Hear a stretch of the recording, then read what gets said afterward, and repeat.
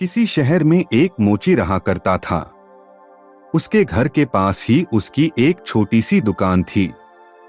उस दुकान में वह मोची जूते बनाने का काम करता था। तैयार जूतों को बेचकर जो भी पैसे मोची के हाथ लगते उन्हीं से वह अपने परिवार का पेट पालता था। हालांकि मोची अपना काम बड़ी मेहनत और लगन से करता था, लेकिन धीरे धीरे उसके जूते खरीदने वालों की संख्या कम होने लगी। ऐसे में उसे कम दाम पर अपने तैयार जूतों को बेचना पड़ता था। इसका नतीजा यह हुआ कि समय के साथ उसका सारा जमा पैसा भी खत्म हो चला। नौबत यह आ गई कि उसे घर चलाने के लिए अपनी पत्नी के गहने तक बेचने पड़ गए।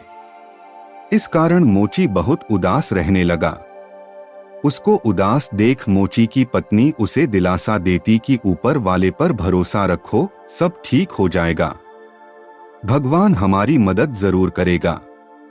पत्नी की यह बात सुनकर मोची झूठ मूठ का मुस्कुरा देता और मन ही मन अपनी इस दशा को सोचकर चिंता में डूब जाता। एक समय ऐसा आया जब मोची की दुकान पर केवल एक जोड़ी ही जूते बचे। इसके अलावा उसके पास और जूते बनाने का सामान भी मौजूद नहीं रह गया था। वहीं मुश्किल इस बात की थी कि उस एक जोड़ी जूते को खरीदने वाला भी कोई नहीं आ रहा था। जब कई दिनों तक उन जूतों को खरीदने कोई नहीं आया तो मोची उन जूतों को लेकर बाजार की ओर चल दिया। बाजार में मोची के जूते बिक गए। जूते बेचने के बाद जो पैसे मिले, मोची ने उससे घर का जरूरी सामान खरीदा और घर वापस आने लगा। लेकिन तभी अचानक रास्ते में उसकी नजर एक बूढ़ी औरत पर पड़ी। वह औरत बहुत भूखी और बीमार थी, इसलिए मोची ने कुछ पैसे उस बूढ़ी औरत को दे दिए। अब उसके पास और जूते बनाने के लिए सामान नहीं था। वह दुकान लौटा और वहां उसने एक चमड़े का टुकड़ा बचा देखा। उस टुकड़े से केवल एक जोड़ी जूता ही बन सकता था। तो जूते के लिए मोची ने टुकड़ा काटकर तैयार किया और यह सोचकर घर चला गया कि अब अंधेरा ज्यादा हो गया है, कल रोशनी में वह जूते तैयार करेगा। अगली सुबह जब वह जूते बनाने के लिए दुकान पहुंचा तो उसे वहां कटे हुए चमड़े के टुकड़े की जगह एक तैयार जूते की जोड़ी मिली। वह जूते की जोड़ी इतनी खूबसूरत थी कि मोची उसे देखकर हैरान था। मोची ने उस जोड़ी को उठाया और फौरन बाजार की ओर रवाना हो गया। वो जूते इतने खूबसूरत थे कि मोची को उसकी अच्छी कीमत हासिल हुई। इस पर मोची बहुत खुश हुआ और हासिल हुए पैसों में से उसने कुछ पैसे जरूरतमंद लोगों को दिए।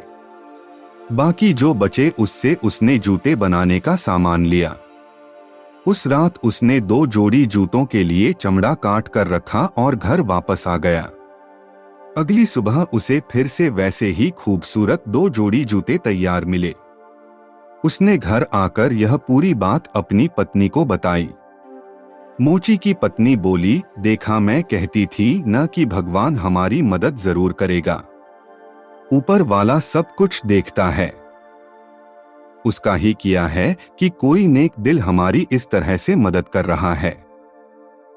अब तो रोज जूते के लिए चमड़ा काट कर छोड़ने और अगले दिन बने बनाए सुंदर जूते पाने का सिलसिला ऐसे ही चलने लगा।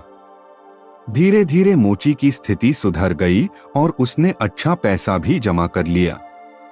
तभी मोची की पत्नी एक दिन बोली, हमें एक दिन रात को रुककर पता लगाना चाहिए कि हमारे लिए इस तरह से जूते कौन बना रहा है। यह सोचकर मोची और उसकी पत्नी रात को चमड़े का टुकड़ा छोड़कर दुकान में रुक गए। तभी उन्होंने देखा कि 3 बौने खिड़की से दुकान में घुसे और खुशी खुशी जूते बनाने लगे। पूरी रात खूबसूरत जूते बनाने के बाद वह तीनों बौने खिड़की के रास्ते ही वापस चले गए। यह सब देखने के बाद मोची और उसकी पत्नी आपस में बात करने लगे कि इन 3 बौनों ने हमारी बहुत मदद की है, इसलिए हमें भी इनके लिए कुछ करना चाहिए, इन्हें कुछ उपहार देना चाहिए। इस पर मोची ने अपनी पत्नी से पूछा, बताओ आखिर इन्हें ऐसा क्या दिया जाए जिससे इन्हें खुशी मिले। इस पर पत्नी कहती है, तुमने ध्यान दिया कि उनके कपड़े और जूते काफी पुराने हो गए हैं। मैं उनके लिए नए कपड़े सिल देती हूँ, तुम उनके लिए जूते बना देना। फिर क्या था, मोची ने तीनों बौनों के लिए जूते बनाए और उसकी पत्नी ने तीनों के लिए सुंदर कपड़े तैयार किए। बाद में उन्हें ले जाकर दुकान में रख दिया और उस रात उन्होंने उन बौनों के लिए चमड़े का टुकड़ा नहीं छोड़ा। जब रात में तीनों बौने दुकान में घुसे तो अपने नाप के जूते और कपड़े पाकर काफी खुश हुए। उन्होंने कपड़े और जूते पहने और खुशी खुशी वहां से चले गए। उस दिन के बाद से कुछ दिन तक मोची ने गौर किया कि उसके द्वारा छोटे गए चमड़े के टुकड़े वैसे ही पड़े मिलते हैं।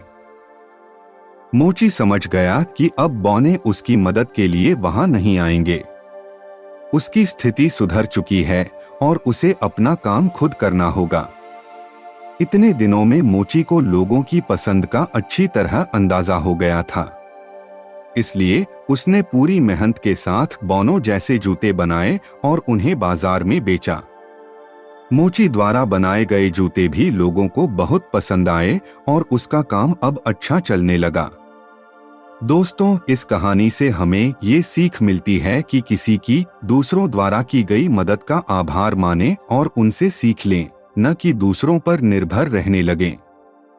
Moral stories in Hindi podcast को सुनते रहिए और अपने दोस्तों के साथ शेयर करना भी मत भूलिए। मिलते हैं अगली कहानी में, तब तक अपना और अपनों का ख्याल रखें। धन्यवाद।